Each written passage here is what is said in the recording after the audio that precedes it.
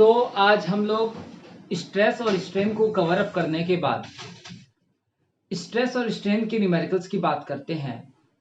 आप लोगों ने स्ट्रेस और स्ट्रेन के जितने भी थ्योरी पोर्शन हैं उसको कवर अप कर लिया है ना।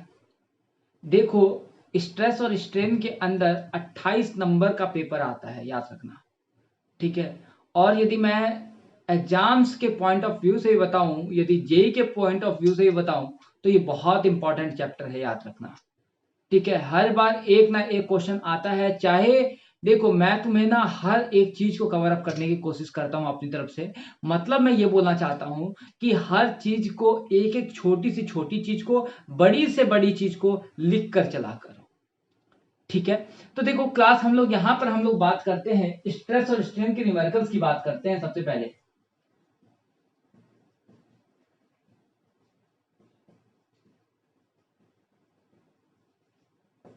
तो फर्स्ट क्वेश्चन लिखिए, आप प्रिज्मेटिक बार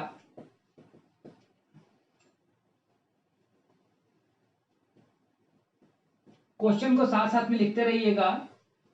और कुछ बच्चे कॉपी में नोट नहीं करते हैं, बहुत गलत बात है। आप इसको साथ साथ में नोट कीजिए,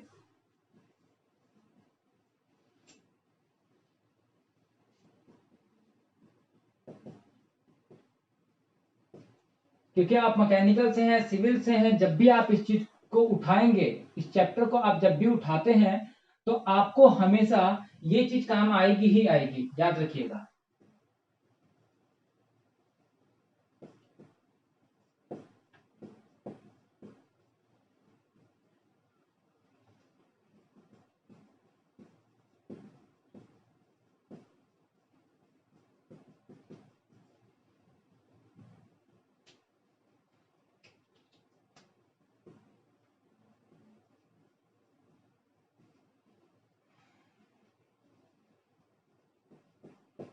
seventy kilo newton the major elongation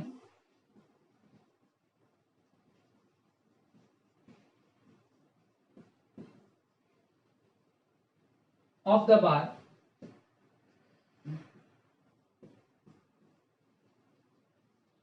is 1.2 mm. 1.2 mm. Calculate the tensile stress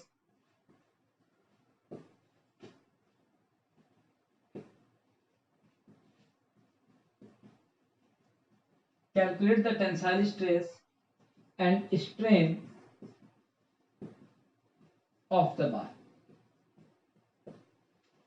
class देखो, यहां पर आप किसी भी क्वेश्चन को, सोम के किसी भी क्वेश्चन को करते हो तो याद रखना कि सबसे पहले आप क्वेश्चन की स्टेटमेंट को पढ़िए। स्टेटमेंट को पढ़ने के बाद आपको क्या क्या गिवन है वो लिखिए, और उसके बाद आपको क्या फाइंड आउट करना है उसको एक तरफ लिखिए। तीन चीज समझ में आ गई। यदि उसके बाद 3 स्टेप करने के बाद यदि आप डायग्राम बना सकते हैं तो याद रखना कि ये बहुत बड़ी बात है। याद भी रखना कि कोई भी टीचर यदि कभी भी आपका पेपर एग्जाम में चेक करता है तो उस चीज को पॉजिटिव पॉइंट की तरह कंसीडर किया जाता है। याद रखना कि बच्चे को रियल नॉलेज है, इसलिए बच्चे ने इसको डायग्राम बना के सॉल्व किया है, ठीक है। तो क्लास देखिए, यहां से हम लोग बात करते हैं ये क्वेश्चन के अंदर क्या गिवन है। देखिए क्लास, क्वेश्चन में गिवन है कि आप prismatic bar with rectangular cross section. देखो प्रिज्मेटिक का मतलब क्या होता है। देखो प्रिज्मेटिक का मतलब, यदि कहीं पे भी प्रिज्मेटिक लिखा हुआ है तो उसका मतलब ये होता है कि थ्रू आउट जो क्रॉस सेक्शनल एरिया है वो क्या है, सेम है। लेट अस कंसीडर, मैं बात करता हूं इस डस्टर की। इस डस्टर को आप कहीं पे भी काटोगे तो क्या होगा, इसका जो क्रॉस सेक्शनल एरिया है वो क्या है, बिल्कुल सेम है। लेकिन यदि इसमें मार्कर को काटूं तो क्या इसका क्रॉस सेक्शन एरिया सेम है क्या? देखो यहां पर एक इसका क्रॉस सेक्शन एरिया अलग है, यहां पर अलग है, यहां पर अलग है, यहां पर अलग है, यहां पर अलग है। मतलब क्या हुआ कि इसका जो क्रॉस सेक्शनल एरिया है हर एक पॉइंट पर क्या है, अलग अलग है। मतलब जिस बॉडी का क्रॉस सेक्शनल एरिया स्टार्टिंग से एंड तक सेम रहता है उसको हम लोग बोलते हैं प्रिज्मेटिक। बात क्लियर है? अब सुनो, ये बोल रहा है कि एक प्रिज्मेटिक बार है, किस टाइप का, रेक्टेंगुलर है। वो कैसा भी हो सकता है, सर्कुलर हो सकता है, रेक्टेंगुलर हो सकता है, ट्रायंगुलर हो सकता है। प्रिज्मेटिक बार कैसा भी हो सकता है आपका, लेकिन थ्रू आउट क्या होना चाहिए, सेम होना चाहिए। जैसे स्टार्टिंग में कटा है वैसे ही एंड में कटना चाहिए। Cross section 25 into 45 mm and length is this is subjected to an axial tensile force of 70 kilonewton। Class कोई क्वेश्चन में समझ में आया? देखो सबसे पहले आपको एक यहाँ पर डायग्राम बनाना चाहिए। डायग्राम में देखो क्या बनेगा, एक रेक्टेंगुलर है बोला हुआ है इसने, और इसका जो क्रॉस सेक्शन एरिया है वो कैसे गिवन है, इसका जो क्रॉस सेक्शन एरिया है वो आपके पास किस टाइप का गिवन है।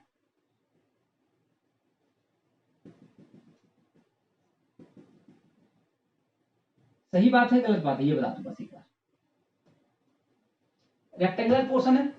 आप देखो मतलब क्या हुआ, इसको आप कहीं पे भी काटिएगा तो इसका जो क्रॉस सेक्शन एरिया है वो क्या रहेगा, सेम रहेगा।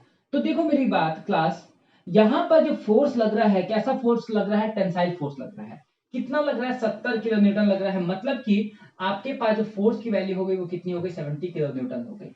मतलब 70 किलो न्यूटन यहाँ पर है। हम कभी भी किसी भी बॉडी को खींचते हैं तो मैंने बताया है कि हमेशा दोनों तरफ जो फोर्स लगती है वो क्या लगती है, सेम लगती है।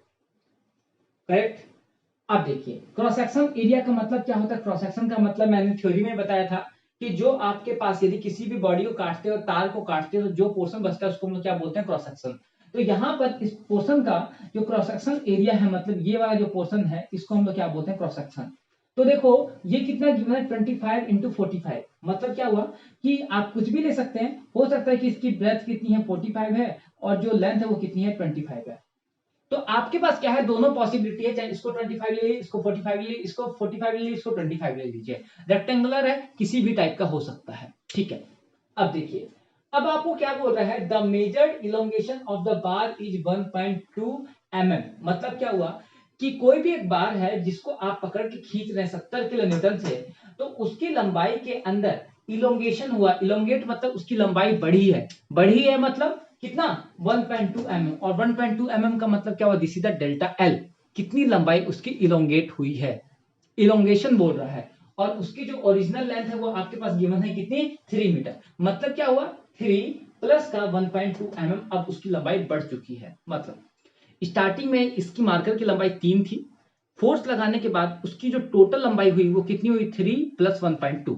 मतलब 1.2 क्या हुआ आपके पास, डेल्टा एल की फोर्स लगाने के बाद उसमें कितना चेंज हुआ है। तो मैं यहां पर लिख सकता हूं L equals to 3 metre, 3 metre, and delta L मतलब चेंज इन लेंथ कितना है आपके पास, 1.2 mm। क्लास कोई दिक्कत है क्या, नहीं ना। उसके बाद calculate the tensile stress, you have to find the value of sigma. से हम लोग स्ट्रेस को दिखाते हैं। कौन सा स्ट्रेस, टेंसाइल, मतलब sigma at the base T, आपको इसकी वैल्यू फाइंड आउट करनी है। और स्ट्रेन, कौन सा स्ट्रेन, टेंसाइल स्ट्रेन की आपको वैल्यू फाइंड आउट करनी है। मतलब क्या हुआ, आपके पास गिवन ये फैक्टर है और आपको ये दो फैक्टर निकालने हैं। क्लास गिवन है पक्का। अब चलो, अब देखो सबसे पहले हम लोग सिग्मा टी की बात करें तो सिग्मा टी आप लोग कैसे निकालिएगा। स्ट्रेस का मैंने फॉर्मूला क्या बताया है, load upon cross section area, P by A. तो देखो यहाँ पर लोड की वैल्यू कितनी है, 70 kilo Newton, divide by area कितना है आपके पास। एरिया कैसे निकालोगे, देखो ये किसमें गिवन है आपके पास, एमएम में गिवन है। ठीक है, तो कितना हो गया, 25 मल्टीप्लाई बाई 45, कितना, एमएम स्क्वायर। एरिया है तो एमएम स्क्वायर, तो ये क्या हो गया, 70 kilo Newton divide by MM square. मतलब ओवरऑल मैं लिखना चाहूं तो पूरे फैक्टर की वैल्यू क्या लिख सकता हूं, किलो न्यूटन पर एमएम स्क्वायर। समझे या नहीं समझे। तो आप लोग यहां से सिग्मा टी की वैल्यू क्या बता सकते हैं, कैलकुलेट कीजिए, बताइए कितना वैल्यू आया। सीधा कैलकुलेटर में पुट कीजिए, 70 डिवाइड बाई ब्रैकेट लगा के सोल्व कीजिएगा, 25 मल्टीप्लाई बाई 45, कितना वैल्यू आया। ये आपके पास स्ट्रेस की यहां से वैल्यू आती है, वो आती है 0.0622 इतने किलो न्यूटन पर एमएम स्क्वायर। आपका आंसर ये सही है। ठीक है, आप चाहें तो यदि इसको न्यूटन में चेंज करना चाहेंगे तो क्या करेंगे, मल्टीप्लाई बाय 10⁻3। तो इस केस में यदि आप इसका आंसर न्यूटन में निकालना चाहेंगे तो इसका आंसर कितना आ गया, 62.22 न्यूटन पर एमएम स्क्वायर। तो ये भी इसका आंसर क्या है, सही है। तो मतलब क्या है कि दोनों में से आप कोई सा भी कर दीजिए, बिल्कुल भी घबराने की जरूरत नहीं है। सर मैं कौन सा करके आऊं, किलो न्यूटन में करके आऊं, न्यूटन में करके आऊं। टीचर दिमागदार है, उनको पता होता है कि आपने किस चीज में वैल्यू निकाली हुई है। ठीक है, तो ये हमारे पास क्या हुआ, स्ट्रेस की वैल्यू हमारे पास आ गई। कोई दिक्कत है क्या, नहीं ना। अब चलो अब हम लोग सेकंड फैक्टर की बात करते हैं, स्ट्रेन की। किसकी बात करते हैं? स्ट्रेन की। और स्ट्रेन का जो फॉर्मूला होता है वो आप लोगों ने पढ़ा है, क्या पढ़ा है आप लोगों ने? डेल्टा एल बाई एल होता है, ठीक है ना। तो मतलब देखिए यहां से आपको स्ट्रेन चाहिए तो डेल्टा एल कितना है? Change length. देखो यहाँ पर mm में, यहाँ पर लेंथ जो है वो मीटर में है, तो चाहे इसको कन्वर्ट कर लो चाहे इसको कन्वर्ट कर लो, एज योर विश। तो मैं मीटर को कन्वर्ट कर लेता हूँ क्योंकि सारी चीज mm में निकली हुई है। तो 3 इंटू 10⁻³ तो कितना हो गया? 3 इतना, चलो हम लोग डायरेक्टली बोल देते हैं इतना mm हो गया, ठीक है। तो देखो कितना हुआ? 3 इंटू 10⁻³ डेल्टा एल की वैल्यू बताइए पहले। डेल्टा एल की वैल्यू कितनी है? 1.2 डिवाइड बाई 3 इंटू 10⁻³ तो देखो या तो इसको नीचे लेकर आ जाओगे तो ये क्या हो गया? पावर 4 बन जाएगी। और ये क्या हो गया? 3 चौका 12। तो कितना हुआ? 4 इंटू 10⁻⁻4 इतना। यूनिट बताओ, स्ट्रेन इज यूनिट क्वांटिटी। तो इसका आंसर क्या हो गया? 4 इंटू 10⁻⁴। मतलब यदि आप इसको डेसिमल में भी लिखना चाहोगे तो क्या लिखोगे? देखो 4 जीरो, क्या लिखोगे? मतलब क्या हुआ? ये पूरा फैक्टर क्या हुआ? 4 डिवाइड बाई 1 2 3 4, मतलब कितना जीरो लगेगा? 0.000123 और इस वाले जीरो के नाम का 4। तो इसका आंसर क्या रहेगा? 0.0004। ये भी आपका आंसर सही है। तो मतलब क्या है, चाहे ये लिख लीजिए चाहे ये लिख लीजिए, दोनों ही आंसर आपका क्या है? सही है। तो चलो क्लास, अब हम लोग एक बार इसका क्या नाम है, अगले क्वेश्चन की तरफ चलते हैं। तो यदि मैं बात करना चाहूं कि 1 किलो में कितने ग्राम होता है, या फिर 1 किलो में कितना, 1 किलोमीटर में कितना मीटर होता है, इस चीज का यदि आपको डाटा आता है तो बहुत अच्छी बात है। यदि नहीं आता है तो इस चीज को लिख लीजिएगा, क्योंकि ये चीज ना भी आपको बहुत ज्यादा परेशान करेगी कि सर ये कैसे हुआ, ये कैसे हुआ, ये कैसे हुआ। तो लिख लीजिए चाहे तो आप, किलो, मेगा, गीगा, टेरा। मतलब किलो में 10⁻³ होता है, कुछ भी। यदि ग्राम है तभी भी 10⁻³ ग्राम, यदि किलोमीटर है तो 10⁻³ मीटर। तो किलो में 10⁻³, मेगा में 10⁻6, गीगा में 10⁻9 और टेरा में 10⁻12। आपका हो जाएगा काम इतने में, ठीक है, ठीक है। उसके बाद लिखना चाहो तो इसमें ये भी लिख सकते हो मिली। वैसे ये काम आपको बहुत रेयर चांस में ही आएगा। मिली, माइक्रो, नैनो, पिको। तो ये क्या हुआ? मिली में 10⁻⁻3, माइक्रो में 10⁻⁻6, नैनो में 10⁻⁻9 और पिको में 10⁻⁻12। मिली, माइक्रो, नैनो, पिको। चलिए अब हम अगले क्वेश्चन की तरफ बात करते हैं, इसको लिख लीजिएगा। ये किस काम आता है? जब आपको कहीं पे भी यूनिट को कन्वर्जन करना होता है। मतलब जैसे आपके पास कोई भी एमसीक्यू क्वेश्चंस का टेस्ट हुआ और एमसीक्यू टेस्ट के अंदर कैंपस प्लेसमेंट हो गया, जेई हो गया, तो उनके अंदर इस क्वेश्चंस को मान लो तुम्हारा आंसर आ गया मीटर में आ गया, लेकिन उन लोगों ने पूछा कि बताइए कि गीगा मीटर में कितना आंसर आएगा, तब आपको कन्वर्जन की रिक्वायरमेंट पड़ेगी, ठीक है। चलिए अब हम लोग अगले क्वेश्चन की तरफ बात करते हैं। देखिए, a rod 2 metre long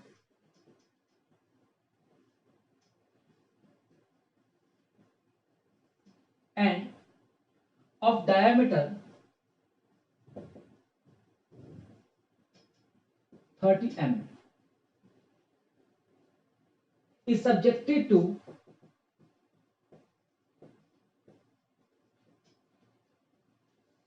an axial pull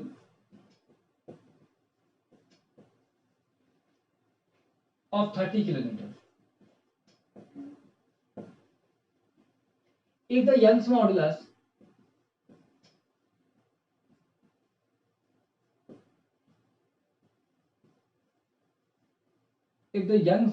याद है ना, यंग्स मॉडुलस क्या होता है? ऑफ द मटेरियल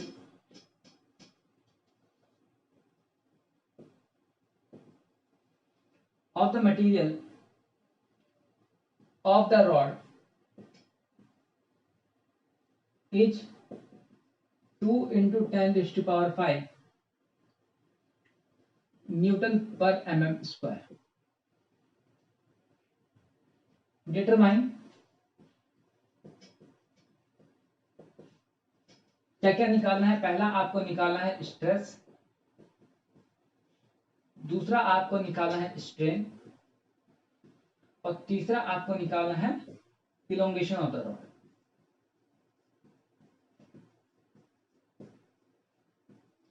तो क्लास सबसे पहले क्वेश्चन में क्या क्या गिवन है वो लिखिए, क्या क्या गिवन है पहले क्वेश्चन को समझो, खुद ट्राई करो एक बार कैसे करोगे। तो क्लास क्वेश्चन में क्या गिवन है पहले देखिए, a rod of 2 metre long, एक रॉड है जिसकी लंबाई कितनी है 2 मीटर लंबी है, एंड ऑफ डायमीटर 30 mm, और उसका डायमीटर कितना है 30 mm है।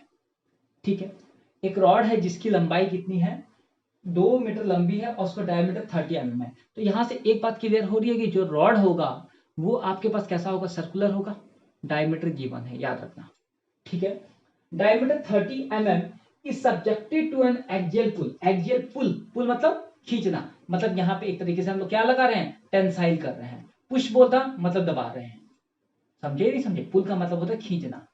तो axial pull of 30 kilo newton, if the Young's modulus of the material of the rod is this, determine stress strain elongation of the rod। देखो मैंने आपको बताया था ना कि मटेरियल के अंदर हॉरिजॉन्टल फोर्स लग रही है, मतलब हॉरिजॉन्टल फोर्स लग रही है मतलब उसका इलोंगेशन हो रहा है, इलोंगेशन होने से मटेरियल की प्रॉपर्टी के अंदर क्या चेंज हो रहा है वो क्या बताएगा, कौन बताएगा, मॉडल्स ऑफ इलास्टिसिटी, और उसकी वैल्यू आपको गिवन है कि कितना फर्क पड़ रहा है, समझे ना, पॉइंट टू बी नोटेड। तो देखो यहां से length of the rod which is equal to 2 metre, diameter कितना गिवन है आपको d equal to 30 mm, is subjected to axial pull, p की वैल्यू कितनी गिवन है आपके पास 30 kilo newton, Young's models of elasticity को दिखाते हैं E से, जिसकी वैल्यू कितनी गिवन है 2 × 10⁵ न्यूटन पर mm²। याद रखिएगा जो E की जो यूनिट होती है उस टाइप की यूनिट में ही बाकी यूनिट को कन्वर्ट करने की कोशिश कीजिए। क्यों, क्योंकि यहाँ पर थोड़ा सा दिक्कत वाली बात होती है कि स्क्वायर करना, डिवाइड करना, इसलिए बाकी को कन्वर्ट करना हमारे लिए इजी होता है, हम चाहें तो किसी को भी कर सकते हैं, लेकिन हम बाकी फैक्टर को कर लेंगे, इसको मतलब जिस फॉर्म में ये है बाकियों को उस फॉर्म में चेंज कर लेंगे, हमारे लिए इजी हो जाता है। ठीक है, बाकी आप करने में कोई सा भी कर सकते हैं। Okay, material of the rod is this, determine stress. तो पहला फैक्टर क्या पूछा है इसने, स्ट्रेस पूछा है कि स्ट्रेस की वैल्यू कितनी होगी, स्ट्रेस मतलब सिग्मा, समझे नहीं समझे। तो स्ट्रेस की वैल्यू जब आप लोग निकालोगे तो क्या करोगे P/A, तो यहां से देखिए P की वैल्यू कितनी है 30 किलो न्यूटन, E की वैल्यू किसमें न्यूटन में, तो इसको कन्वर्ट कर ले, किलो न्यूटन को न्यूटन में चेंज करोगे 10⁻³ न्यूटन हो गई, डिवाइड बाई एरिया कितना होगा, कितना होगा देखो, देखो बच्चों को दिक्कत होती है सर हम लोग सर्कल का एरिया जो हम लोग जो सिलेंडर है इसके ऊपर आप क्या कर रहे हैं, फोर्स लगा रहे हैं, कितना फोर्स लगा रहे हैं 30 किलो न्यूटन, इधर से और इधर से।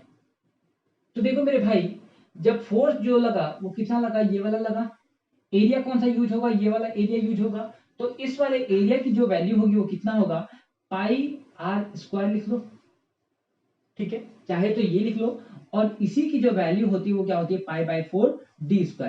तो मैं नॉर्मली ये यूज करके चलता हूं और यूज ही करता हूं, क्यों, क्योंकि हमें पहले इसको रेडियस में कन्वर्ट करना पड़ेगा फिर उसका स्क्वायर करना पड़ेगा, समझे नहीं समझे। तो इसलिए हम क्या करते हैं कि डायमीटर के लिए डायरेक्टली डायमीटर वाला फैक्टर यूज कर लेते हैं। रियल में ये जो चीज है वो यहीं से आती है, बच्चों को लगता है सर ये आपने कहां से लिख दिया, देखो ये यहीं से आता है, पाई आर को आप लिखोगे तो क्या लिखोगे d/2 का होल स्क्वायर, तो देखो कितना हो गया πd² डिवाइड बाई 4।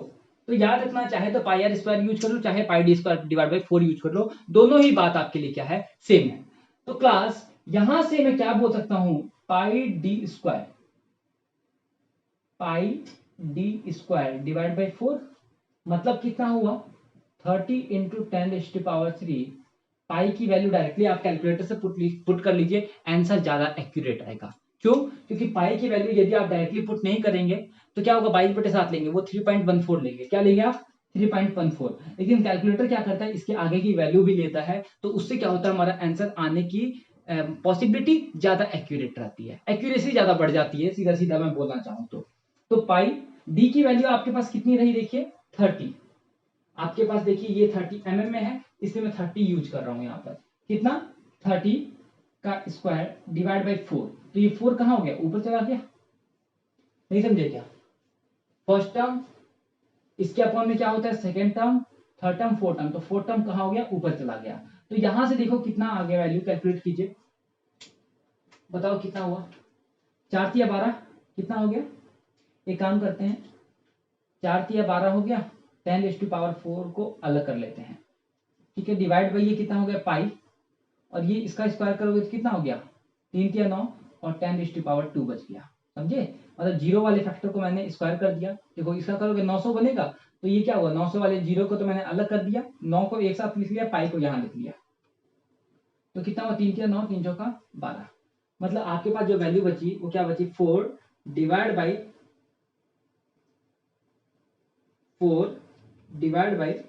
3 पाई,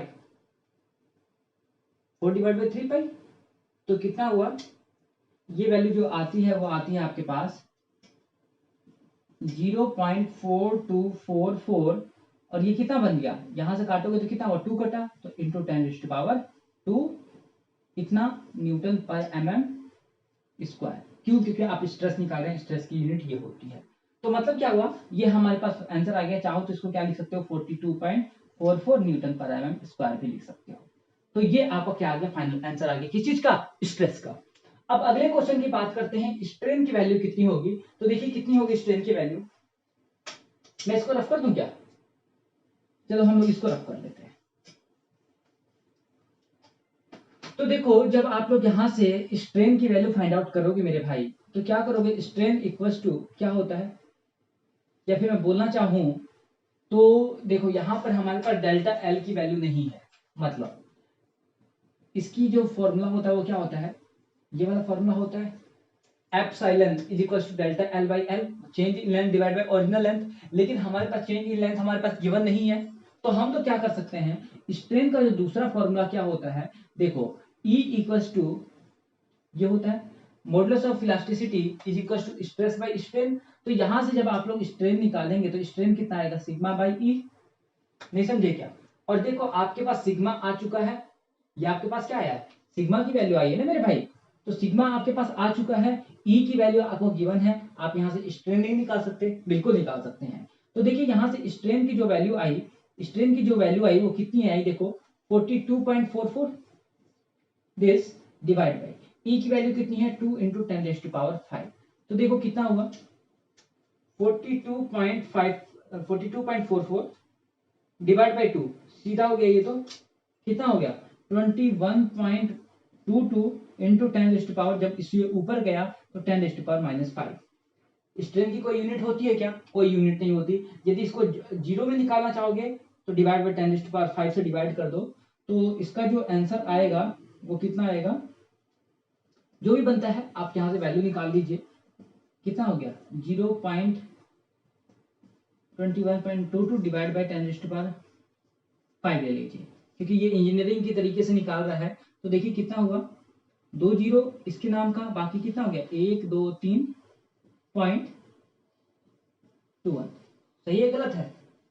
आप जब इसको हटाओगे तो यही बचेगा ना, देखो यदि आप इसमें जीरो हटाओगे तो क्या बचेगा,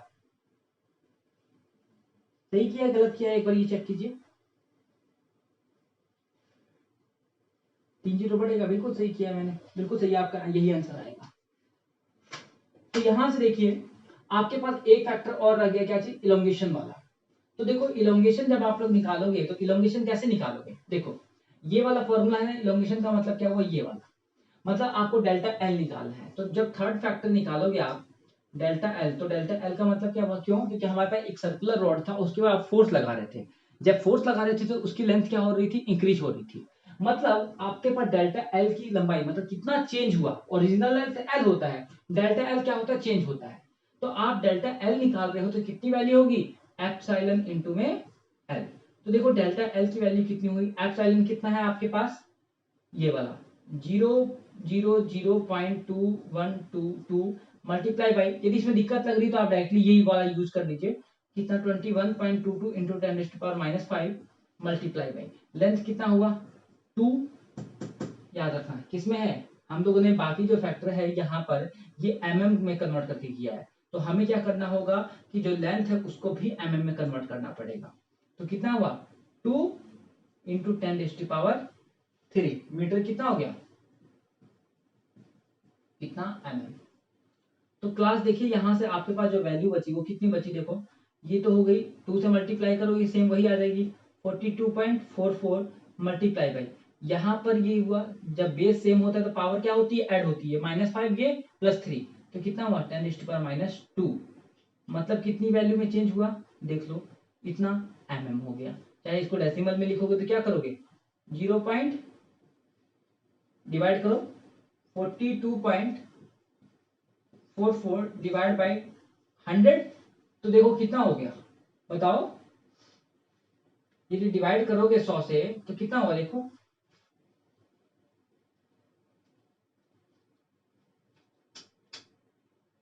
बिल्कुल एग्जैक्टली यही बचेगा, क्या चीज, 0.4244, तो हमारे पास जो इसका आंसर बचा वो क्या बचा, 0.4244, मतलब हमारा आंसर जो ये था वो ये भी बिल्कुल सही है। कि यहाँ पर वही बात ना कि जीरो की वजह से थोड़ा कंफ्यूजन हो जाता है, तो आप लोग इस चीज को ध्यान में रखिएगा कि ये हम लोग सही कर रहे हैं या फिर नहीं कर रहे हैं। एक भी जीरो में अंतर हुआ तो आपका आंसर गलत हो जाएगा। कोशिश कीजिए कि आप एग्जैक्ट आंसर लेकर आए। चलिए अब हम लोग थर्ड क्वेश्चन की तरफ चलते हैं।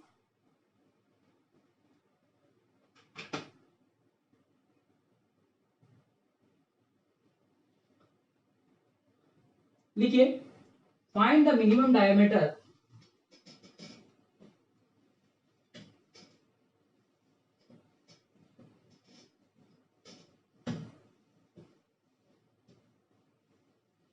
लिखो,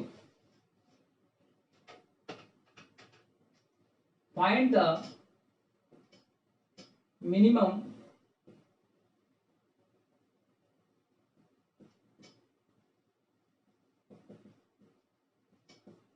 diameter of a steel wire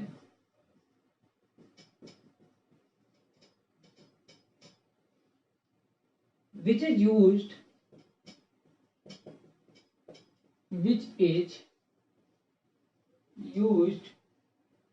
to raise a load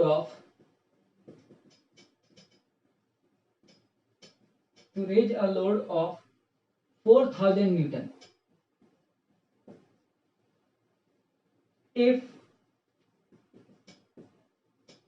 If the stress in wire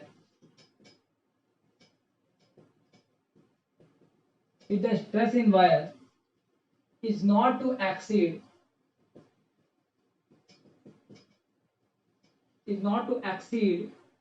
95 Newton पर mm²। तो क्लास देखिए, हमारे पास एक क्वेश्चन है, उस क्वेश्चन में सिंपल वही 3 स्टेप यूज करने। सबसे पहले क्या क्या गिवन है, क्या क्या पूछा है, डायग्राम बना सकते हो तो बना दो, नहीं बना सकते तो उसको डायरेक्टली सॉल्व कर दो। देखो क्या बोल रहा है, find the minimum diameter of A steel wire. आपको कोई भी एक स्टील वायर है जिसका आपको डायमीटर बताना है, which is use to raise of load of 4000 newton, जिसका हम लोग यूज कर रहे हैं, किस लिए यूज कर रहे हैं, 4000 न्यूटन उठाने के लिए, which is use to raise of load of this. समझ में आ गया। If the stress in the wire is not exceed this, देखो यदि कहीं पर भी लिखा हुआ है कि किसी भी वायर का या फिर किसी भी मटेरियल का stress is not to exceed है, मतलब क्या हुआ, this is the maximum stress. ठीक है। और दूसरी चीज, आप इस चीज को पता कैसे कर सकते हैं, इसकी यूनिट देख के कि ये क्या चीज है। और यहाँ पर लिखा हुआ है, कभी कभी ये लोग स्ट्रेस नहीं लिखते हैं, ये लोग शायद डायरेक्टली क्या लिख देते हैं, if the wire is not to exceed this, तो इसका मतलब क्या हुआ, ये किसकी यूनिट है, स्ट्रेस की। तो मतलब क्या हुआ कि आपको यहाँ पर क्या निकालना है और क्या गिवन है, सबसे पहले ये पढ़िए, एक बार पढ़िए तो ये क्वेश्चन क्या बोल रहा है, find the minimum diameter of steel wire which is use to raise a load of इतना, कि जो लोड है उसकी वैल्यू कितनी है, 4000 न्यूटन, और उसको उठाने के लिए मटेरियल के अंदर जो स्ट्रेस आ रहा है वो आ रहा है 95 न्यूटन पर mm²। ठीक है। एक बार देखो, एक आपके पास तार है या फिर ये मार्कर है, एक बार मान लो कि मटेरियल कोई भी और इसके अंदर मैंने कोई लोड बांध दिया। अब इस लोड को मैं बांध कर उठाऊं लाइक दैट, कि एक बार मैंने इसको बांध कर उठाया और मान लो कि बीच से टूट गया। ठीक है। तो मैं क्या करूंगा कि ये रस्सी के बजाय मैं क्या करूंगा, दूसरी रस्सी यूज करूंगा, और ऐसी रस्सी यूज करूंगा जो कि थोड़ी सी इससे मोटी हो, मतलब कि जो कि लोड को सह सकती हो। तो ये बोलना चाह रहा है कि आपको मिनिमम डायमीटर वाला बताना है, मैक्सिमम में तो कितना भी ये मोटा ले सकते हो, कितना भी मोटा मटेरियल यूज करके आप इसको उठा सकते हो। पतला से पतला ऐसा कौन सा डायमीटर वाला मटेरियल यूज करूं, कितना पतला डायमीटर यूज कर सकता हूं, कब, जब हमारे पास इतना लोड उठाना है। मतलब क्या हुआ, एक बार हम पतली रस्सी, फिर मोटी रस्सी, फिर मोटी रस्सी, फिर मोटी रस्सी, हम चारों में से कौन सी रस्सी चूज करेंगे, जिसका डायमीटर भी सबसे कम हो, जिसका डायमीटर भी सबसे कम हो और वो लोड को उठा पाए। कितने लोड को, 4000 न्यूटन के लोड को उठा पाए। देखो ये इंडस्ट्री में ना बहुत इंपॉर्टेंट रोल होता है इस चीज का। किस चीज का, देखो आपको लगता है ना कि किसी भी गाड़ी के अंदर एक स्क्रू से फर्क नहीं पड़ता है। एक दिन में लाखों गाड़ियां बनती हैं, मतलब लाखों स्क्रू का फर्क पड़ गया। यदि एक स्क्रू 1 रुपए का भी आता है ना, तो लाख स्क्रू लाख रुपए के हो गए। मेरी बात को सोच के चलना। तो इसलिए क्या होता है कि इंडस्ट्री में इस चीज की बड़ी रिक्वायरमेंट होती है कि आप कितना पतला तार यूज कर सकते हैं लोड को उठाने के लिए। हो सकता है कि गाड़ी के अंदर ट्रांसमिशन के लिए यूज हो, सिविल के अंदर हो सकता है कि कोई भी बिल्डिंग बन रही है उसके अंदर हम सामान को उठाते हैं लेंटर के लिए, तो उसमें भी देखोगे तार जाता है। हो सकता है कि हम उससे भी पतला तार यूज करें, हमारे पास पैसा बचेगा ना भाई, हमारा काम भी हो रहा है, पैसा भी बच रहा है, तो हम क्या कौन सा ऑप्शन चूज करेंगे, वहां पे वो वाला ऑप्शन चूज करेंगे। समझे ना। तो उस टाइप के ये क्वेश्चन है, आपसे पूछा है कि बताइए कि आपका डायमीटर कितना होगा। तो देखो यहां से आपको ये गिवन है और आपको डायमीटर पूछा है, मतलब कि you have to find the value of D. ठीक है, अब देखो आप लोग क्या कर सकते हो, आपको पता है stress equals to P by A होता है, stress equals to P by A होता है। मैं एक एक स्टेप कर रहा हूं, ठीक है। तो यहां से देखो मैं यहां पर sigma equals to P by A की वैल्यू लिखूं तो पाई बाई 4 डी स्क्वायर लिख सकता हूं, और यहां से मुझे डायमीटर मिल जाएगा। मतलब मैं ये बोलना चाहता हूं कि मैं एरिया को ऊपर लेकर चला जाऊं, एरिया को मैं ऊपर लेके चला जाऊं और सिग्मा को मैं नीचे लेकर आ जाऊं। तो यहां से क्या हुआ, पाई बाई 4 डी स्क्वायर हो गया, इक्वल टू क्या हुआ, पी बाई सिग्मा। तो यहां से डी स्क्वायर की जो वैल्यू बची वो क्या हुई, पी बाई सिग्मा इंटू में 4 डिवाइड बाई पाई। समझे, क्रॉस मल्टीप्लाई कर दिया, 4 ऊपर चला गया, सिग्मा नीचे आ गया, ये क्या आ गया, डी स्क्वायर की वैल्यू। तो यहां से पहले आप डी स्क्वायर की वैल्यू निकालिए, उसके बाद क्या कर दीजिएगा, रूट ले लीजिएगा। तो हम लोग यहां से डी स्क्वायर की वैल्यू को निकाले हैं, तो देखो कितना हुआ, D square is equal to P की वैल्यू कितनी, 4000, सिग्मा की वैल्यू कितनी 95, 4 की वैल्यू 4, पाई की वैल्यू पाई। तो निकालिए कितना हुआ, ये कितना हो गया 16000। तो 16000 डिवाइड बाई मल्टीप्लाई कितना हो गया 95 मल्टीप्लाई बाई पाई। शिफ्ट के साथ दबा दीजिए नीचे जो पाई होता है उसको। तो इसकी जो वैल्यू आ गई, डी स्क्वायर की वैल्यू आ गई आपके पास 53.61। तो यहां से जब आप लोग डी निकालोगे तो कितना आएगा, रूट 53.61। तो यहां से देखो कितना होगा, रूट 53.61। तो इसका आंसर जो आ गया d इक्वल्स टू, वो आ गया आपके पास 7.321, इतना क्या चीज, mm। समझे नहीं समझे, तो क्वेश्चन समझ में आया। क्वेश्चन में करना क्या है, क्वेश्चन के अंदर मेरे भाई कुछ भी नहीं है, आप बस कॉन्सेप्ट समझिए, क्वेश्चन आप कर दोगे 101%। चलो अब मुझे एक और क्वेश्चन करके दिखाओ। देखो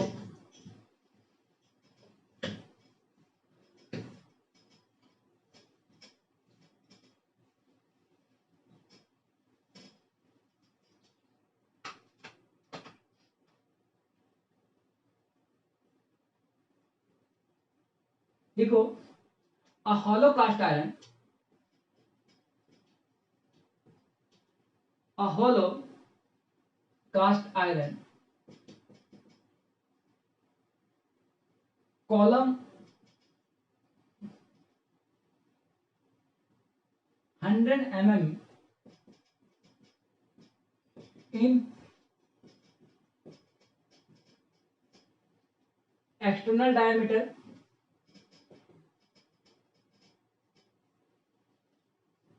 and 10 mm metal thickness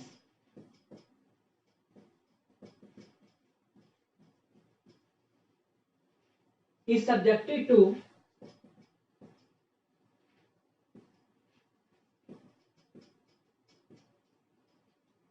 is subjected to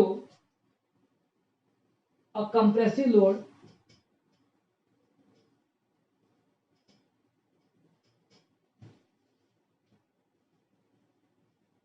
of 40 kilonewton. Calculate the stress. Calculate the stress developed in the material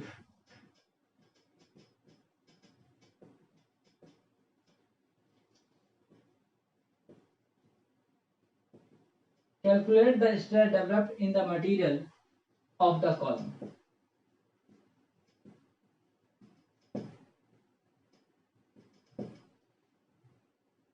If it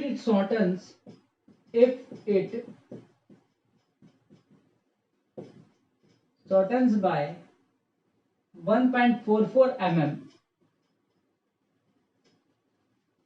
in a length of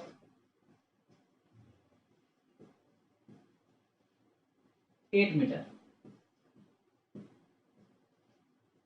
calculate the Young's modulus. देखो यहां पर आपसे क्या पूछ लिया, calculate the Young's modulus. Plus यहां पर देखो सबसे पहले वही 3 स्टेप, आप क्वेश्चन की शकल को समझिए। क्वेश्चन में देखो क्या बोल रहा है कि एक होलो कास्ट आयरन है, a hollow cast iron column 100 mm in external diameter. उसका जो एक्सटर्नल डायमीटर है वो कितना है, 100 mm है, एंड 10 mm मेटल थिकनेस, और मेटल की जो थिकनेस है वो कितनी है, 10 mm। आपको यहां से एक बात क्लियर हो रही है, यदि कहीं पे भी एक्सटर्नल डायमीटर गिवन है मतलब क्या हुआ कि वो कैसा है, हॉलो है। मेरी बात समझ रहे हो ना। वो देखो क्या बोल रहा है, अ होलो कास्ट आयरन, इसने पहले ही बोल दिया है, a hollow cast iron column 100 mm in external diameter. Number एक बात, कॉलम का मतलब समझते हो। देखो हम लोग कोई भी मीनार देखते हैं, मस्जिद देखते हैं, तो जो सिलेंड्रिकल होता है या फिर हम लोग कभी कभी रेक्टेंगल भी यूज करते हैं, मतलब हम मस्जिद के अंदर देखते हैं, मीनार के अंदर देखते हैं, जितने भी फोर्ट वगैरह होते हैं तुम देखोगे कि लगे होते हैं सपोर्ट के लिए, तो ये सारे क्या होते हैं, कॉलम होते हैं। ये मैं पढ़ाऊंगा, कॉलम तुम्हारे में सिलेबस में है। तो कॉलम हमारे पास क्या हुआ कि कॉलम का मतलब समझ के चलिए कि जो पिलर होता है उसी वही क्या होता है, आपके पास कॉलम होता है। तो hollow cast iron column 100 mm in external diameter, कि उसका जो एक्सटर्नल डायमीटर है वो कितना है, आपके पास 100 है। मतलब आपके पास इसकी जो वैल्यू है वो कितनी है, आपके पास 100 है, 100 mm है, एंड 10 mm मेटल थिकनेस। और जो इंटरनल है वो कितना हुआ, उसका मेटल की थिकनेस कितनी है, 10। मतलब 10 इधर से, 10 इधर से, 10 इधर से, मतलब क्या हुआ, चारों तरफ से क्या हुआ, 10 10 10 10, तभी ना मेटल की थिकनेस बनेगी। वो नहीं समझे? तो मतलब क्या हुआ, मैं आपसे यहां पर ये पूछना चाहता हूं कि इंटरनल वैल्यू कितनी बची, ये बची आपके पास कितनी, 80 mm। समझे या नहीं समझे, ये काम आएगा बाद में। तो देखो is subjected to a compressive load, याद रखना सीधा सीधा। वैसे मैं कॉलम में बताऊंगा कि कॉलम के अंदर हमेशा जो लोड लगता है, ये वाइवा का क्वेश्चन है, वो हमेशा कंप्रेसिव लोड लगता है। देखो कोई भी चीज है, मैंने आपको बताया कि कोई भी मीनार है, मस्जिद है, फोर्ट है, जो पिलर बोलते हैं, पिलर के ऊपर हमेशा क्यों यूज करते हैं, उसके ऊपर कोई सामान आके रुका हुआ है, मतलब जो बिल्डिंग बनी हुई है, बिल्डिंग के नीचे लगा हुआ है, मतलब पूरे के जो छत है चाहे दीवार है, उस पूरे का सपोर्ट इस पर आया हुआ है। ठीक है, तो मतलब क्या हुआ कि इसके ऊपर आपके पास क्या है, पूरा सपोर्ट आया हुआ है, और ये क्या हुआ, कंप्रेसिव हो रहा है। क्यों, क्योंकि इसके ऊपर लोड कितना लग रहा है, इसने पहले वो बोला हुआ है, लोड जो लग रहा है दिस इज 40 किलो न्यूटन। अब देखो आप किसी भी चीज को ऊपर से 40 से दबाओगे तो ऑब्वियसली जो मटेरियल है वो भी नीचे से दबाएगा, according to Newton third law, action and reactions are equal and opposite. तो न्यूटन के थर्ड लॉ के अकॉर्डिंग नीचे से भी कितना लगा, 40 किलो न्यूटन। अब देखो जब ऊपर और नीचे दोनों तरफ से हम दबा रहे हैं तो कैसा हुआ, कंप्रेसिव हो गया। ठीक है, तो यहां से देखिए calculate the stress develop in the material, तो आपको बताना है कि मटेरियल के अंदर कितना स्ट्रेस डेवलप हुआ। मतलब आप इस मार्कर को ही कॉलम मान लीजिए और आप इसको कंप्रेस कर रहे हैं, लोड डाल रहे हैं 40 किलो न्यूटन, तो ये दबेगा। जब ये दबेगा तो इस मटेरियल के अंदर क्या चेंज होगा, मतलब इस मटेरियल के अंदर कितना स्ट्रेस डेवलप होगा। स्ट्रेस का मतलब पता है ना, कि जब हम ऊपर से लोड लगाते हैं, हमारे लोड का कितना अपोज होता है पर unit cross section, this is known as stress. तो हमें बताना है कि इस कॉलम के अंदर कितना स्ट्रेस डेवलप होगा। Calculate the stress, you have to find the value of stress. ठीक है, develop in the material of the column if it is shortens by 1.44 mm। Shortens मतलब यदि इस पूरे कॉलम की लंबाई कितनी भी थी, मुझे नहीं पता इसमें गिवन है नहीं है, यदि इसकी लंबाई 1.44 क्या होती है, कम होती है in a length of 8 metre, given है कि आपके पास यहां से यहां तक की जो लंबाई है वो कितनी है, मान लीजिए आपके पास जो यहां से यहां तक की जो लंबाई है वो कितनी है, 8 मीटर है। सेंटर टू सेंटर ले लिया मैंने 8 मीटर यदि इसकी लंबाई है, और इसकी लंबाई के अंदर जो छोटा जो होता है, कितना छोटा होता है, 1.44 mm। मतलब क्या हुआ कि आपके पास लोड की वैल्यू कितनी गिवन है बताइए, 40 किलोमीटर। कैपिटल डी मतलब कि बाहर वाले जो डायमीटर है उसकी वैल्यू कितनी है, 100 mm। इंटरनल डायमीटर की वैल्यू कितनी हो गई आपके पास, 80 mm। याद रखना क्यों, तो 10 इधर से हट गया, 10 इधर से हट गया, बचा कितना, 80। अब देखो इसके बाद लेंथ की जो वैल्यू है वो आपके पास कितनी है, 8 मीटर। डेल्टा एल की जो वैल्यू है वो कितनी है आपके पास, शॉर्टेंस कितनी हुई है, 1.44 mm। तो अब आपको क्या क्या बताना है, नंबर एक बात आपको स्ट्रेस बताना है, सिग्मा की वैल्यू बतानी है, और दूसरा क्या निकालना है आपको, modulus of elasticity, Young's modulus निकालना है आपको, मॉड्यूलस ऑफ इलास्टिसिटी या फिर यंग्स मॉड्यूलस, मतलब आपको ई निकालना है। मतलब क्या है कि आपको 1 2 3 4 5 फैक्टर गिवन है, आपसे 2 फैक्टर पूछे गए हैं। तो क्लास यहां पर आप इसकी वैल्यू कैसे निकालेंगे, सबसे पहले स्ट्रेस कैसे निकालेंगे, stress equal to P by A, stress equal to P by A. तो देखो यहां पर सिग्मा की वैल्यू, नंबर एक बात, लोड की वैल्यू कितनी 40, एरिया की वैल्यू कैसे निकालोगे, पाई बाई 4 कैपिटल डी का स्क्वायर माइनस स्मॉल डी का स्क्वायर। ये बात याद रखना, हॉलो का एरिया निकालने का तरीका ये होता है, पता है तो बहुत अच्छी बात है, नहीं पता है तो याद रखना। हम लोग पूरे का कैसे निकालते हैं, पाई बाई 4 डी स्क्वायर। यदि हॉलो है तो यदि मैं अंदर वाले पोर्शन के एरिया को माइनस कर दूं तो मेरे पास क्या बच जाएगा, देखो बाहर वाले का एरिया माइनस में अंदर वाले का एरिया यदि मैं माइनस कर दूं तो मुझे इस वाले मटेरियल वाले का एरिया मिल जाएगा। क्यों, देखो बाहर देखो हमारे पास क्या है कि इंटरनल गहराई है, गहराई मतलब क्या हुआ कि हॉलो का मतलब क्या होता है कि आपके पास यहाँ पर मटेरियल है और यहाँ पर मटेरियल है, और ये बीच वाला जो पोर्शन है वो क्या है, पूरा खाली है। तो हमारे पास जो क्रॉस सेक्शन एरिया जो लेना होगा वो कौन सा एरिया लेना होगा, जितने पोर्शन में आपके पास मटेरियल लगा हुआ है। तो याद रखना इसका तरीका क्या होता है, पूरे का एरिया आ गया, मतलब पूरा मतलब इस पूरे का एरिया, पूरे पोर्शन का एरिया आ गया, माइनस में अंदर वाले का एरिया यदि मैं माइनस कर दूं तो क्या हुआ, इस पूरे पोर्शन का एरिया आ गया सर्कुलर वाले का, इस वाले का। समझे या नहीं समझे, समझे ना। तो देखो ये हमारे पास तरीका होता है एरिया निकालने का, कौन सा, हॉलो सिलेंडर का एरिया निकालने का। तो आगे से ये चीज याद रखना। तो क्लास यहां से देखिए आप लोग इसकी वैल्यू पुट कीजिएगा तो 40 divide by pi by 4 D की वैल्यू कितनी पुट करोगे, 100, 100 का स्क्वायर माइनस का इंटरनल कितना है 80 का स्क्वायर। तो देखिए यहां से कितनी वैल्यू बची, सीधा हम लोग कैलकुलेट भी कर सकते हैं चाहें तो, कितना हो गया देखो, बस मिस्टेक मत करना, 4 को ऊपर ले जाएं, कितना हुआ 160 डिवाइड बाय पाई, इसकी वैल्यू कितनी हो गई 1 2 3 4, माइनस में ऐसा करोगे तो कितना हुआ 6400। सही बात है ना, 8 8 64 होता है, 0 0 ऐसा करोगे तो 100 इंटू 100, तो कितना हुआ 160 divide by pi 160 divide by कितना हो गया, पाई कितना आ गया 50.92, इसकी वैल्यू आ गई, डिवाइड बाई हमें और क्या करना होगा यहाँ पर 10,000 माइनस में 6400, ये जो वैल्यू बची ये हमारे पास आ रही स्ट्रेस की वैल्यू 0.0114 यूनिट। बताओ कितनी आ गई, इसकी यूनिट क्या हो गई, किलो न्यूटन। एरिया किसमें आप लोगों ने यूज किया है, एमएम के अंदर। तो यहां पर क्या हुआ कि आपके पास जो बचा वो क्या क्या कितना बचा पर एमएम स्क्वायर। तो आपके पास क्या होगा 0.01414 किलोमीटर पर एमएम स्क्वायर। यदि आप इसको न्यूटन में निकालना चाहेंगे तो क्या करेंगे, मल्टीप्लाई बाई 1000, कितना हुआ 14.147 न्यूटन पर एमएम स्क्वायर।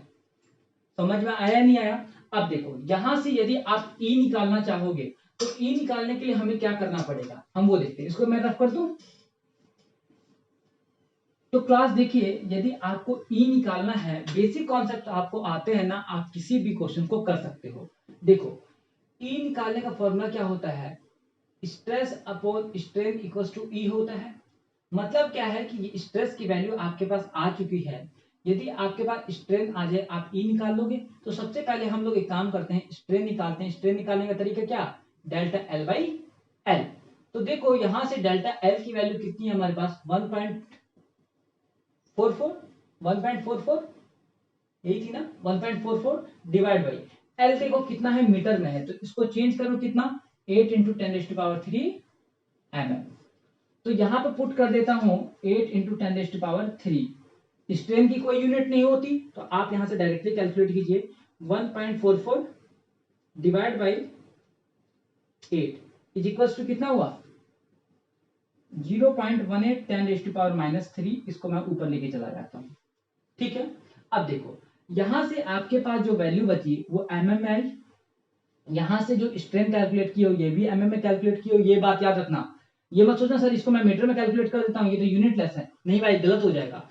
आधा फैक्टर तुम एमएम में कैलकुलेट कर रहे हो, आधा फैक्टर तुम मीटर में कैलकुलेट कर रहे हो, फिर बोल रहे सर ये तो यूनिट लेस है। भाई वो यूनिट लेस किस फैक्टर में आया है, मीटर में आया है वो, ठीक है। तो इसको भी एमएम में कन्वर्ट करो, इसको भी एमएम में कन्वर्ट करो। इस टाइम हमारे पास दोनों चीज किसमें है, एमएम में है। तो यहां से आप ई निकालोगे तो देखो ई की वैल्यू कितनी हो गई 14.147 डिवाइड बाई स्ट्रेन की वैल्यू कितनी 0.18 इंटू 10⁻⁻3।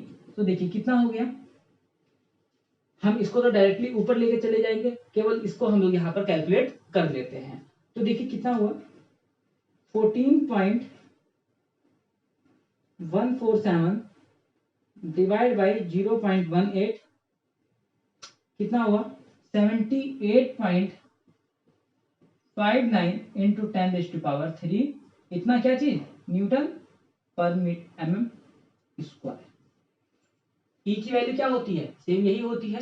क्यों, देखो एक बार चेक करो ई की वैल्यू क्या होती है, सही लिखा है मैंने गलत लिखा है ये बताओ, स्ट्रेस अपॉन स्ट्रेन होती है।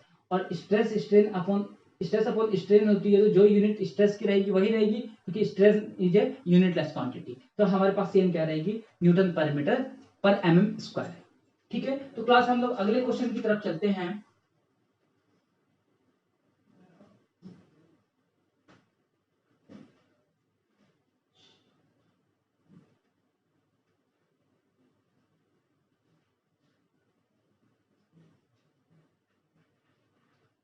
ठीक है, यहाँ पर हमारे पास जो स्ट्रेन की वैल्यू है 14.15, ठीक है। इसको एक डेसिमल आगे लिया हुआ है, हमारा आंसर वही आया हुआ है, ठीक है।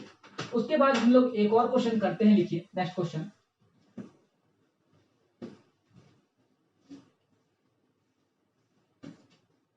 ये जो क्वेश्चन है बिल्कुल मैं स्ट्रेस स्ट्रेन और इलोंगेशन के ऊपर करवा रहा हूं आपको, सबसे बेसिक क्वेश्चन है ये आपके इस चैप्टर के।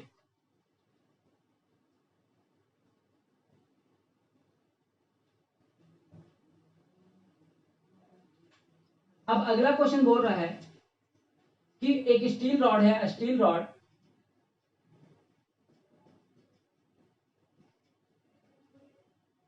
20 mm diameter,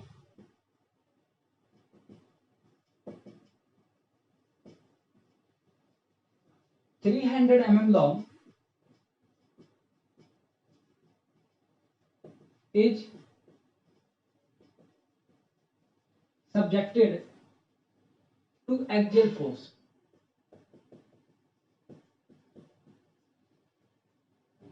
Axial forces alternating between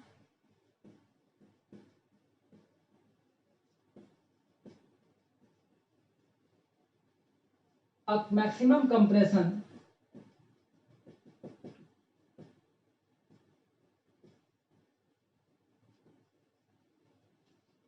(16 kilonewton) and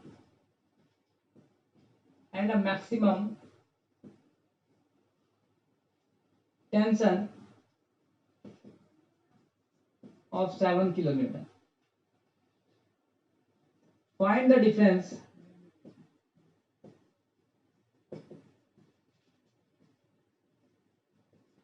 difference between the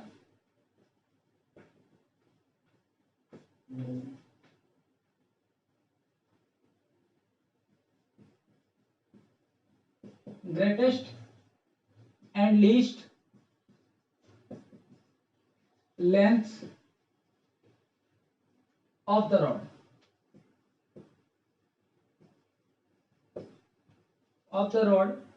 Take E equals to 210 giganewton पर मीटर स्क्वायर. गीगा न्यूटन में है ना, इस गीगा न्यूटन पर मीटर स्क्वायर आपके पास ये चीज गिवन है.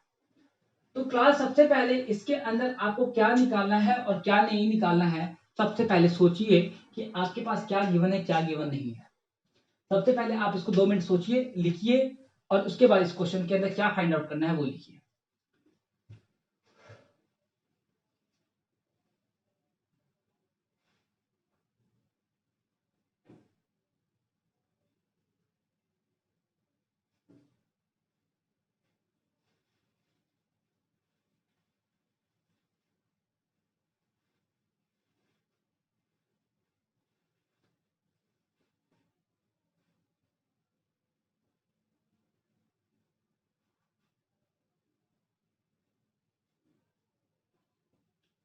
समझे? देखो क्या बोल रहा है कि एक स्टील रॉड है जिसका 28 mm in diameter and 300 mm long is subjected to axial force alternating between a maximum compression of 16 kN and maximum tension of 7 kN. मतलब क्या हुआ? आपके पास यहाँ पर 2 केसेस हैं. एक बार बोल रहा है कि आपके पास एक रॉड के ऊपर 16 किलोन्यूटन से कंप्रेस किया जा रहा है और 7 किलोन्यूटन से खींचा जा रहा है. 2 कंडीशन गिवन है यहाँ पर. पहली कंडीशन किसकी है? आपके पास कंप्रेशन की. और दूसरी कंडीशन में क्या है? आपके पास टेंशन. तो देखो यहां पर क्या हुआ कि एक स्टील रॉड है जिसका डायमीटर कितना, जो कॉमन टर्म है वो आपके पास क्या क्या गिवन है मैं यहां लिख लेता हूं.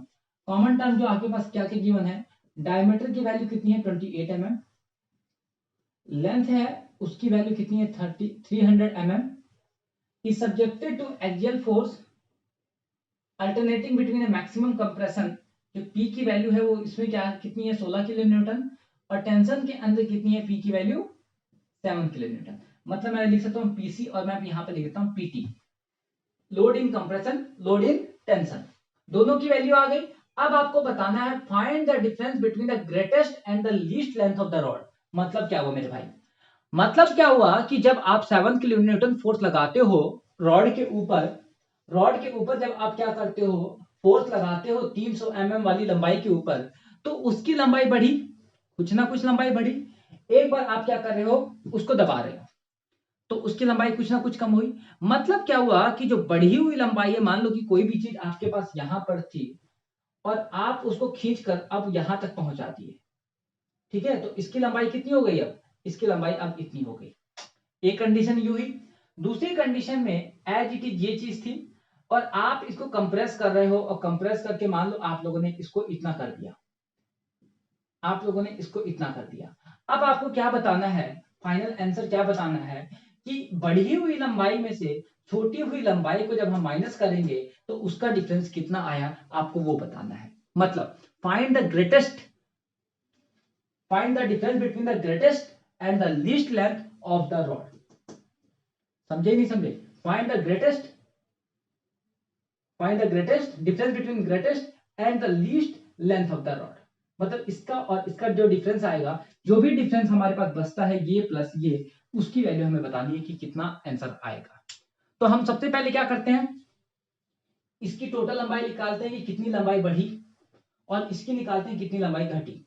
फिर उन दोनों का क्या कर देंगे, आपस में डिफरेंस कर देंगे. तो निकालिए सबसे पहले और कोशिश कीजिएगा कि इस टाइप के क्वेश्चंस के अंदर आप लोग हमेशा mm में वैल्यू निकालें. क्यों? क्योंकि छोटी वैल्यू है, डिफरेंस निकालना थोड़ा सा टफ होता है. तो चलो हम लोग यहाँ पर निकालते हैं इसके लिए। सबसे पहले हमें क्या निकालना है यहाँ पर, बताओ क्या निकालना है हमें, चेंज इन लेंथ। तो चेंज इन लेंथ आपको डेल्टा एल निकालना है। तो डेल्टा एल निकालने का तरीका क्या होता है, देखो आपको मैं एक एक कॉन्सेप्ट समझाता हूं। E equal to P by A लिखते हो, E equal to P by A into strain लिख सकते हो, मतलब सिग्मा बाई स्ट्रेन लिख सकते हो। सिग्मा को मैं क्या लिख सकता हूं, पी बाई ए लिख सकता हूं, और एप्सिलॉन को मैं क्या लिख सकता हूं, डेल्टा एल बाई एल लिख सकता हूं।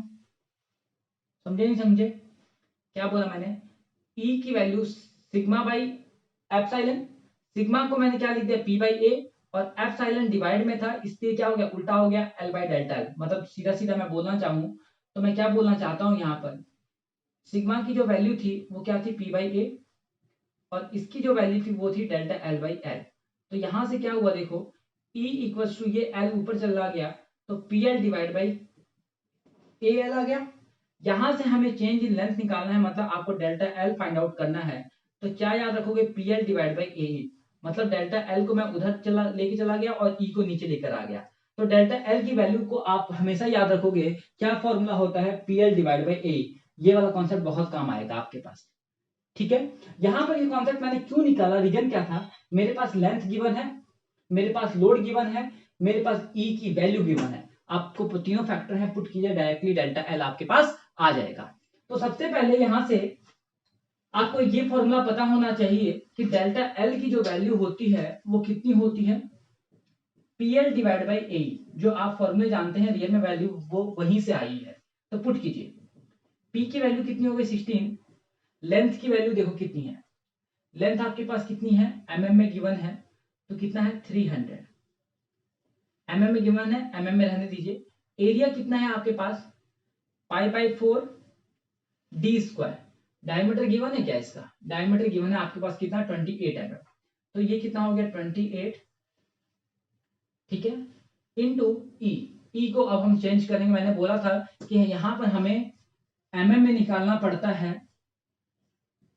क्यों, क्योंकि यहां पर आप ज्यादा डिफरेंस नहीं देख पाओगे यदि मीटर में निकालोगे तो, क्योंकि मीटर बड़ी वैल्यू है, ठीक है। यदि आपको छोटी मतलब बिल्कुल नियर बाय कैलकुलेशन, क्योंकि आपको डिफरेंस निकालना है, डिफरेंस जो आएगा वो बहुत माइन्यूट सा डिफरेंस आता है। जब माइन्यूट सा डिफरेंस आता है मतलब आप उस चीज को और चीज में छोटी में तोड़ो तभी चीज वो आपको क्लियर दिखाई दे पाएगी। तो यहां से ई की वैल्यू कितनी हो गई, 210 गीगा न्यूटन पर मीटर स्क्वायर। आप इसको किलो न्यूटन में चेंज कर लीजिए, क्योंकि सारा फैक्टर किस में है, किलो न्यूटन में है। या फिर इसको भी एक काम कीजिए, आप न्यूटन में चेंज कीजिएगा तो कितना कीजिएगा, 16 इंटू 10⁻³ न्यूटन, इंटू में लेंथ की वैल्यू कितनी है आपके पास 300। मैं यहाँ पे बोल दूं मैंने क्या किया, इसको 16 इंटू 10⁻³ न्यूटन में चेंज किया, इसको 7 इंटू 10⁻³ में न्यूटन में चेंज किया। तो यहां से इसको जब न्यूटन में चेंज करोगे तो कितना हुआ, एक गीगा के अंदर कितना लिखवाया मैंने आपको, किलो मेगा गीगा टेरा। तो गीगा में कितना 10⁹ न्यूटन पर मीटर स्क्वायर है, याद रखना पर मीटर स्क्वायर है मेरे भाई। तो मीटर को भी चेंज करोगे एमएम में, क्योंकि सारे फैक्टर किस में है, एमएम में। तो एक मीटर में कितने एमएम, 1000 एमएम। तो मतलब क्या हुआ, डिवाइड बाई 1000 का क्यूब स्क्वायर, फिर क्या हो गया, ये न्यूटन पर मीटर स्क्वायर, न्यूटन पर एमएम स्क्वायर में चेंज हो जाएगा। मैंने क्या किया, गीगा के लिए 10⁹, मीटर को एमएम में चेंज करने के लिए 1000 का स्क्वायर कर दिया, क्यों, क्योंकि यहाँ पर 1000 था। अदरवाइज मीटर में क्या होता है 1000 एमएम होता है स्क्वायर से, इसलिए मैंने इसको 1000 से का स्क्वायर कर दिया। तो यहां से देखिए इसकी वैल्यू कितनी हो गई, 6 हो गई, ये 9 है, तो कितना बचा 210 into 10⁹ divide by 10⁶। Cancel out करोगे कितना बचा, 210 इंटू 10⁻³ न्यूटन पर एमएम स्क्वायर। समझे या नहीं समझे, अब क्या कीजिए, इसकी वैल्यू को यहां पे लाके पुट कर दीजिए। तो कितना हुआ 210 इंटू 10⁻³ ई की वैल्यू हम लोगों ने पुट कर दी, न्यूटन पर एमएम स्क्वायर। तो देखो यहां से ये पूरा फैक्टर कैंसिल आउट हो गया। अब इसको कैलकुलेट कर लो कितना हो गया,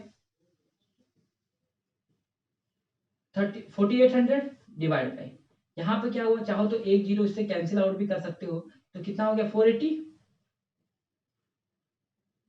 480 मल्टीप्लाई बाई ये 4 ऊपर चला गया, divide by pi into 28 into 21 भी है हमारे पास। तो यहां से देखिए कितनी वैल्यू बचती है, कैलकुलेट कर लीजिए। 480 multiply by 4 divide by bracket लगाइए पाई मल्टीप्लाई बाई 28 इंटू में 21। तो इसकी जो वैल्यू आती है वो आपके पास जो आ रही है वो आ रही है 1.0393। इतना क्या आया, mm में चेंज आया, इतना mm चेंज आया। एक बार फिर से एक बार इसकी कैलकुलेशन देख लीजिएगा कि इसके अंदर कोई मिस्टेक तो नहीं है हमारे पास। यहाँ पर D square pi by 4 D square आएगा यहाँ पर, तो यहाँ पर कितना हुआ 28 इंटू 28 दो बार आ जाएगा ना, पाई बाई 4 डी स्क्वायर इंटू में 21। यहाँ पे ये मिस्टेक हो गई हमारे पास, 480 डिवाइड बाई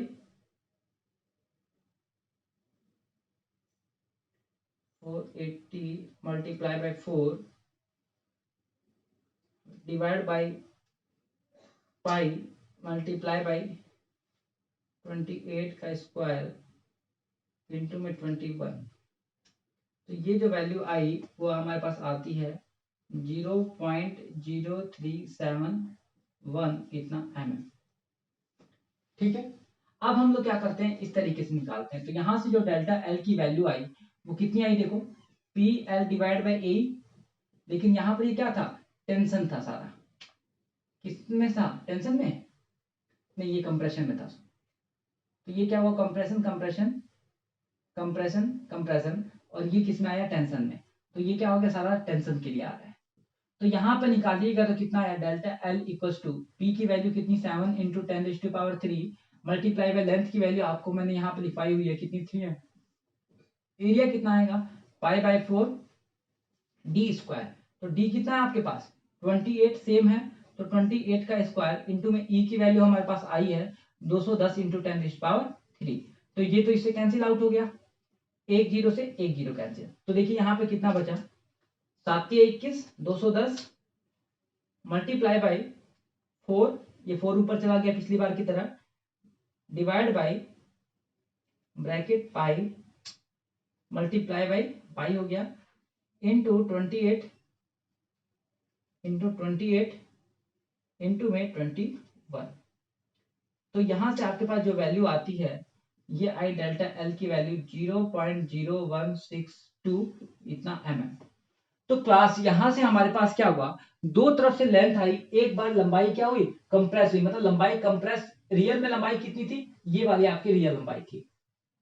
तो यहां पर जब इस लंबाई को हम लोगों ने लोड लगा के कंप्रेस किया तो इसकी लंबाई मान लो इतनी हो गई। तो ये वाली लंबाई कितनी बची, देखो ओरिजिनल लेंथ के अंदर से मैं इसको माइनस कर दूं, इस वाले फैक्टर को, ठीक है। तो आपके पास क्या आ जाएगी, शॉर्टेड लेंथ आ जाएगी, क्योंकि आपसे लीस्ट लेंथ और ग्रेटेस्ट लेंथ का डिफरेंस पूछा है। तो यहां से लीस्ट लेंथ कितनी हो गई, लीस्ट लेंथ आपके पास हो गई, टोटल लेंथ कितनी है आपके पास 300 माइनस में 0.0371, ये आपके पास पूरा फैक्टर कितना आया, देखिए 300 माइनस का 0.0371, तो ये पूरा फैक्टर आपके पास बचता है 299.96 इतना mm।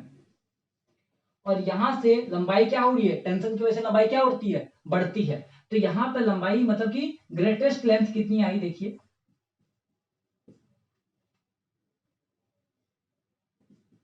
ग्रेटेस्ट लेंथ कितनी हो गई, नेचुरल लेंथ के अंदर मैं इतनी लेंथ और बढ़ा दिया, तो दोनों को ऐड कर दो, कितना 300 प्लस में 0.0162, तो कितना हुआ वैल्यू देखो, 300 प्लस 0.0162 इज इक्वल्स टू, इसकी जो लंबाई आई 300.0162 इतनी mm आ गई। अब आपसे क्वेश्चन में क्या पूछा है कि बढ़ी हुई लंबाई और छोटी वाली लंबाई, इन दोनों का मतलब बढ़ी हुई लंबाई मतलब ये वाली, कितनी लंबाई टोटल बढ़ गई, टोटल कितनी लंबाई बढ़ गई ग्रेटेस्ट लेंथ, माइनस में शॉर्टेस्ट लेंथ कितनी लंबाई छोटी हो गई, उन दोनों का जो डिफरेंस होगा आपको वो फाइंड आउट करना है। मतलब ग्रेटेस्ट लंबाई कौन सी है, ये वाली, ग्रेटेस्ट लेंथ माइनस में लीस्ट लेंथ कितना आएगा वो निकालो। तो यहां पर लिखो greatest length minus least length कितना हुआ देखो 300.0162 माइनस में 299.96। तो यहां पर हम लोग माइनस करते हैं, माइनस का 299.96, तो यहां से जो लंबाई आती है वो हमारे पास यहाँ पर शो हो रही है 0.0562 इतना हमारे पास शो हो रही है। तो मतलब क्या हुआ कि यहां से आप चेक कर लीजिए, यहां से जो भी आपका आंसर आएगा this is your final answer. ठीक है,